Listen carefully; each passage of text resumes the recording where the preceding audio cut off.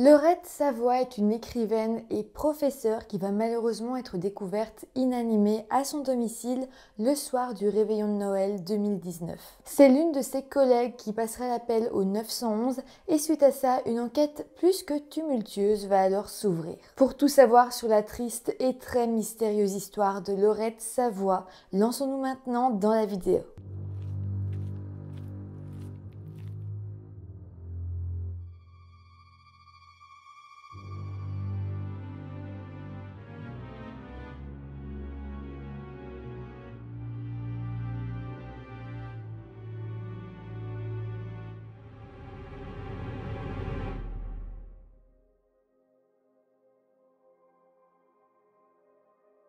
Hello tout le monde, j'espère que vous allez bien. Je vous retrouve aujourd'hui pour une affaire qui m'a littéralement passionnée. C'est une histoire résolue qui j'espère vous passionnera autant que moi, mais je pense que cette histoire est suffisamment dingue et importante aussi pour qu'on en parle aujourd'hui sur cette chaîne. Avant de commencer la vidéo, comme d'habitude, je vous rappelle de vous abonner à la chaîne si ce n'est pas encore fait. N'oubliez pas que je sors donc une vidéo par jour pendant tout le mois d'avril.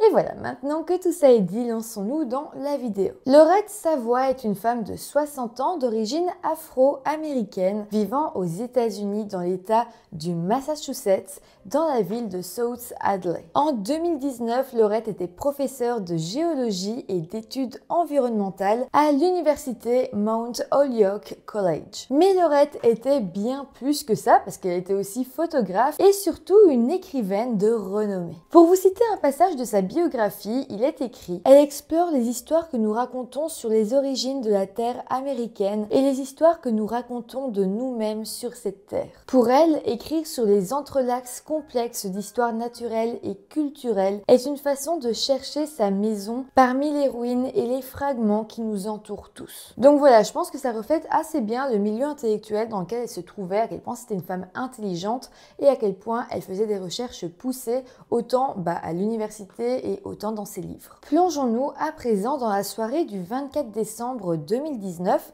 soit le jour du réveillon de Noël. Ce soir-là, la police a reçu un appel téléphonique venant d'une femme signalant qu'elle avait trouvé son amie Laurette Savoie semi-consciente et respirant à peine à son domicile. Elle dira également qu'elle semblait avoir une blessure à la tête. Cette femme qui passait l'appel au 911 s'appelait Ri Ashianagi et était une femme de 50 ans travaillant elle aussi au Mount Holyoke College à South Hadley en tant que professeure d'art. Elle était donc, comme vous imaginez, une collègue de Laurette depuis 2005 et les deux femmes se connaissaient donc assez bien. Lorsque l'ambulance va arriver au domicile de Laurette, les secouristes vont rentrer dans la maison et vont retrouver Ri allongée à côté du corps de Laurette. Ri était tout simplement recouverte du sang de Laurette et elle semblait en état de choc. Mais aussi, les ambulanciers vont découvrir cette scène qui était totalement macabre. Laurette était toujours en vie, mais elle semblait avoir reçu énormément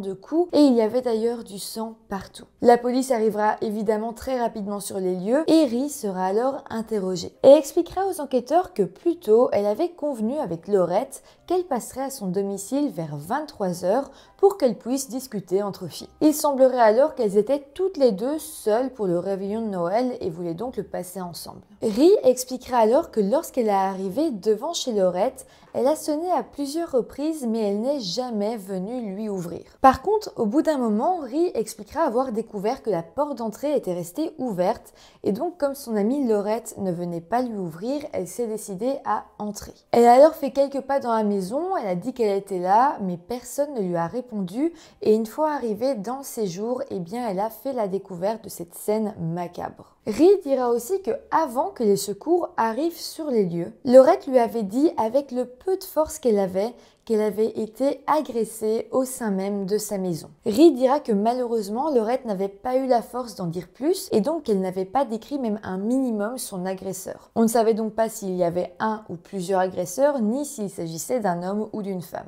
Elle avait simplement dit qu'elle avait été agressée et puis elle s'était évanouie. Mais surtout, Ri va énormément essayer de collaborer collaborer avec les enquêteurs et elle dira qu'elle avait remarqué plusieurs choses étranges dans la maison de Laurette. Déjà, elle expliquera que vu la scène de crime, eh bien c'était sûr qu'il y avait eu une lutte car beaucoup de choses avaient été renversées. Clairement, la maison était en pagaille. Aussi, elle réaffirmera que la porte d'entrée de la maison était ouverte au moment où elle est arrivée. Pour ce qui est de Laurette, elle va de son côté se faire emmener à l'hôpital et les secours détermineront très tôt qu'elle avait plusieurs fractures à la tête et au visage. Par contre, et heureusement, le médecin présent sur place va rapidement déterminer que sa vie n'était pas en danger. Elle sera alors transportée au Bay State Medical Center pour recevoir plusieurs traitements et selon les documents, les médecins avaient noté qu'elle avait également de nombreuses égratignures et des lacérations au visage et à la tête, ainsi que des fractures des os autour de l'œil et du nez. Aussi, ses paupières avaient enflé et ses yeux étaient de couleur mauve foncé.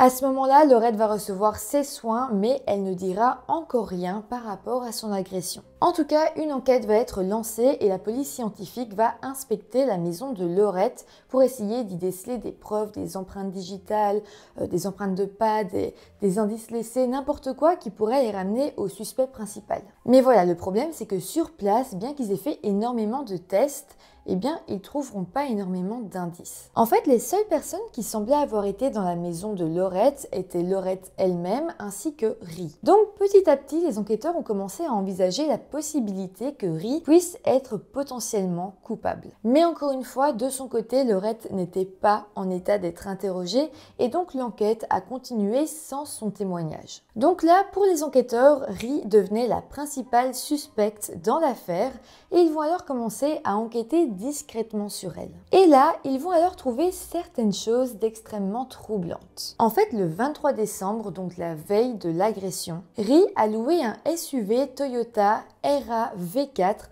dans une entreprise de location de voitures dans la ville de Northampton, à 20 minutes en voiture de South Hadley. C'était assez étrange parce que Ri possédait déjà une voiture qu'elle utilisait tous les jours et qui était en parfait état de marche. Donc lorsque les enquêteurs ont fait cette découverte, ils ont alors été d'autant plus convaincus de la culpabilité de Ri. Ils l'ont alors convoqué une nouvelle fois et l'ont interrogé par rapport à la location de cette voiture.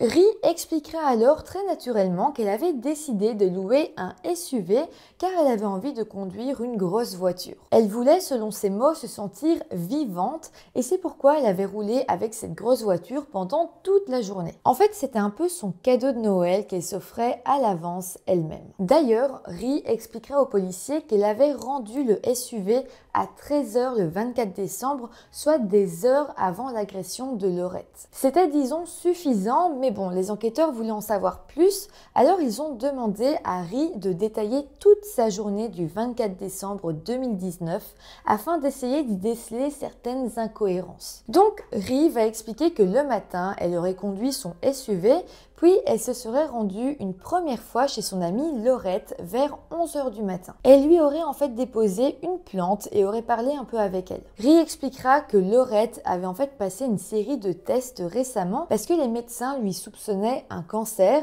et donc elle attendait les résultats et elle était évidemment assez anxieuse. Donc selon Ri, elle venait lui apporter un peu de soutien et un petit cadeau. Après ça, Ri serait alors repartie pour aller manger à son domicile et puis à 13 h, elle aurait rendu le SUV et aurait repris sa voiture habituelle. Ensuite, à 16 h, elle se serait rendue à son bureau à l'université afin d'y rejoindre encore une fois Laurette parce que les deux avaient certains documents à récupérer sur place. Ce serait d'ailleurs à ce moment-là, en discutant, que les deux amis auraient convenu de se retrouver chez Laurette ce soir-là à 23 h. Après ça, Ri aurait quitté l'école et serait rentrée une nouvelle fois à son domicile. Par contre, elle n'y serait pas restée longtemps parce qu'elle aurait fini par se rendre dans un studio d'arts martiaux où justement son petit ami travaillait comme instructeur. Alors oui, Ri avait un petit ami, mais la relation avait l'air d'être assez nouvelle et les deux ne fêtaient pas Noël ensemble. D'ailleurs, son petit ami n'était même pas dans l'état, il avait changé d'état pour aller rejoindre sa famille pour passer les fêtes avec eux. Et donc, quand elle s'est rendue à son studio d'arts martiaux, c'était en fait comme pour se sentir un peu plus proche de lui. Les enquêteurs vont trouver ça un peu bizarre, alors ils vont questionner Rhi à propos de ça. Elle dira alors qu'elle s'y était rendue parce qu'elle se sentait vraiment triste. En fait, son couple rencontrait de grosses difficultés et elle se disait ce soir-là que sans doute sa relation était terminée. Alors elle s'était rendue sur le lieu de travail de son petit ami pour se sentir plus proche de lui et là-bas elle s'était alors assise sur le parking et avait tout simplement pleuré. Mais attendez, parce que la suite va être encore plus troublante. Rhi va avouer aux enquêteurs avoir un énorme trou de mémoire. Elle se rappelle qu'après avoir pleuré, elle aurait pris sa voiture et aurait ensuite roulé sur la route 116, mais à partir de ce moment-là, elle dira qu'elle ne se souvient plus de rien. En fait, sa mémoire revient au moment où elle a fait l'horrible découverte de son amie mourante dans une flaque de sang. Clairement, les enquêteurs ont trouvé ça étrange et surtout suspect, et donc ils ont poussé Rhi, encore une fois, à parler un peu plus de ces troubles de la mémoire. Elle expliquera alors que depuis cette année, donc en 2019, elle avait été victime de plusieurs commotions cérébrales, notamment une récemment, lorsqu'elle avait été victime d'un accident de voiture. Les enquêteurs trouvaient ça assez étrange, alors ils ont décidé de garder Rhi en garde à vue, le temps d'enquêter un peu plus. Et là, lorsque Laurette a appris que Rhi était à présent en garde à vue, elle a demandé aux soignants de l'hôpital d'appeler la police et elle dira qu'elle allait enfin pouvoir leur dire la vérité. Là, je pense que vous n'êtes pas prêts du tout, mais ce que va dire Laurette aux enquêteurs va absolument les choquer. Laurette expliquera dans un premier temps qu'elle n'était pas spécialement amie avec Rhi. D'ailleurs, le matin du 24 décembre, lorsque Rhi est effectivement venue à son domicile pour lui apporter une plante, eh bien Laurette a été assez surprise. C'était en fait la toute première fois que Rhi se rendait à son domicile. Les deux femmes se parlaient vite fait à l'université, mais rien de plus.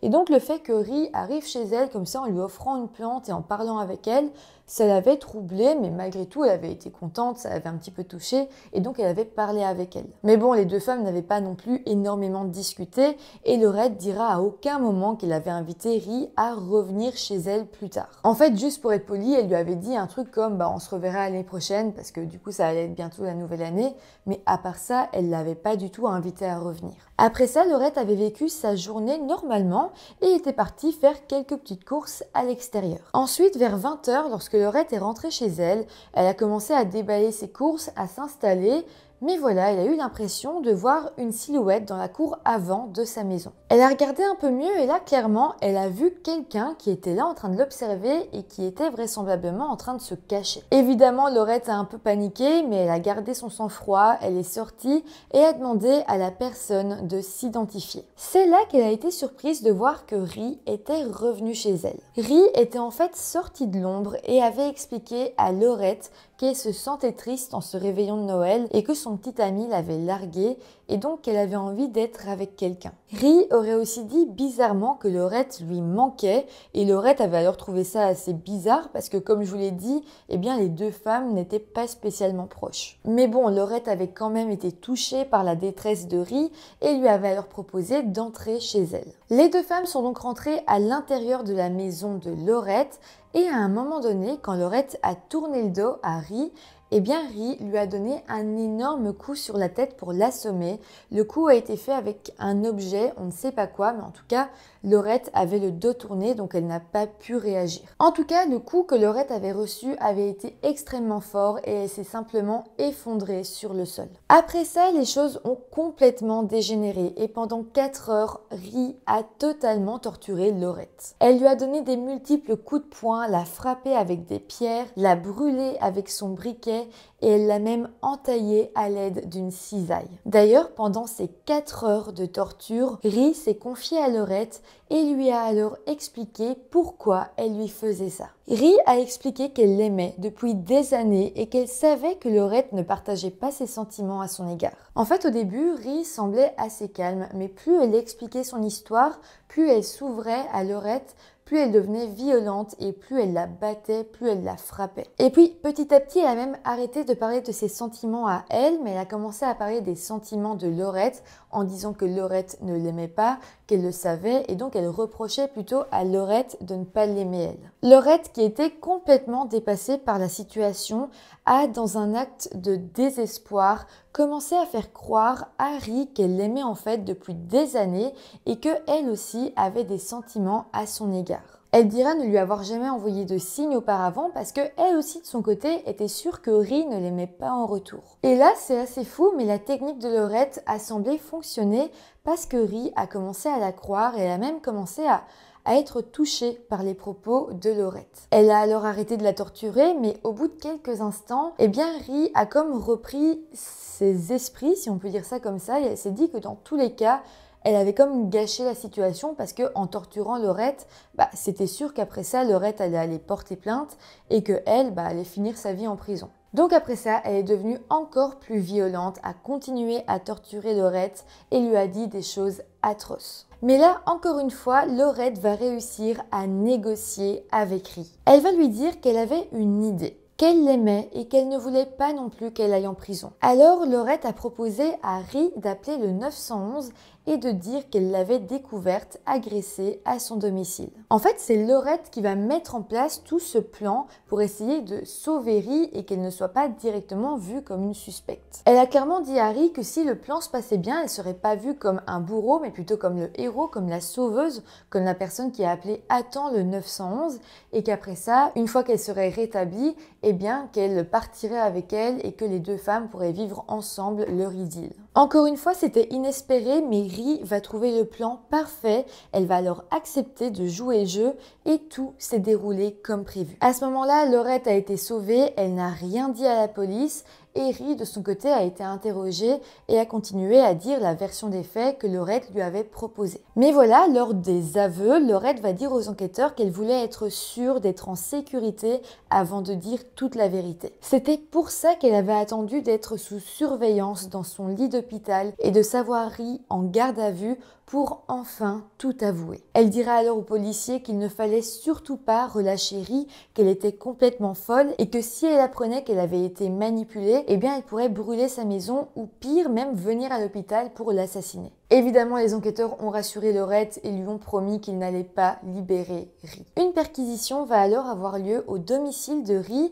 et là, les objets qui avaient permis de torturer Laurette vont y être retrouvés. En plus de ça, pas mal d'objets personnels qui appartenaient à Laurette seront retrouvés au domicile de Rhys. Parmi ces objets personnels, il y avait son téléphone portable, ses lunettes et même ses clés de maison. Suite à ça, Rhys sera alors arrêté officiellement pour torture avec intention de meurtre et placé en détention provisoire en attendant son procès. Rhys engagera alors un avocat qui plaidera en faveur d'une peine réduite. L'avocat expliquera alors que Rhys n'avait avant ça jamais eu de casier judiciaire et de plus, il dira qu'elle avait fait un énorme effort pour contrôler son explosion violente. Évidemment, ça n'a pas vraiment convaincu le juge qui dira d'ailleurs publiquement « C'est l'ensemble des faits les plus horribles que j'ai jamais entendus ». D'ailleurs, lors du procès, l'accusation demandait à ce que Rhys reçoive une peine de prison de 10 à 12 ans. Et suite à ça, le juge aurait déclaré qu'il était lui-même tenté d'imposer une peine de prison plus longue à Rhys. Il déclarera même au procès « Le professeur Savoie a certainement été victime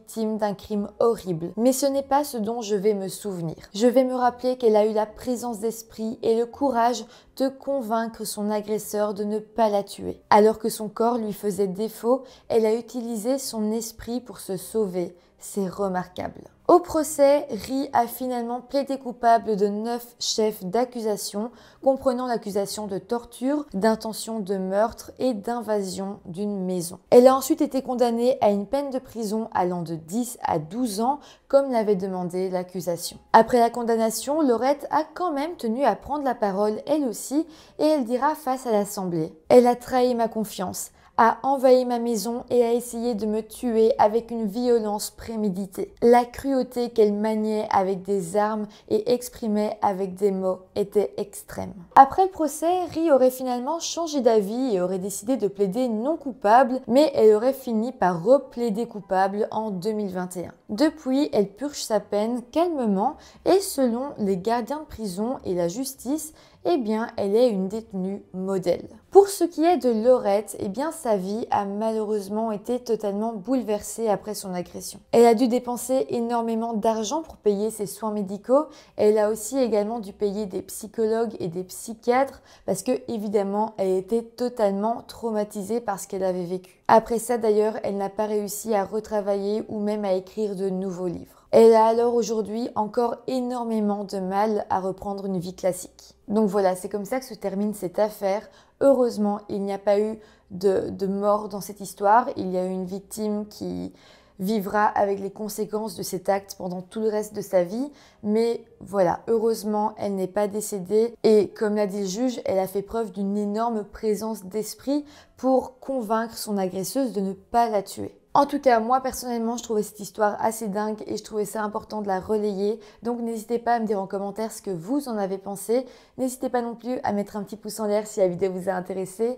Et voilà, sinon moi, comme d'habitude, je vous dis à demain pour une nouvelle vidéo. Bye!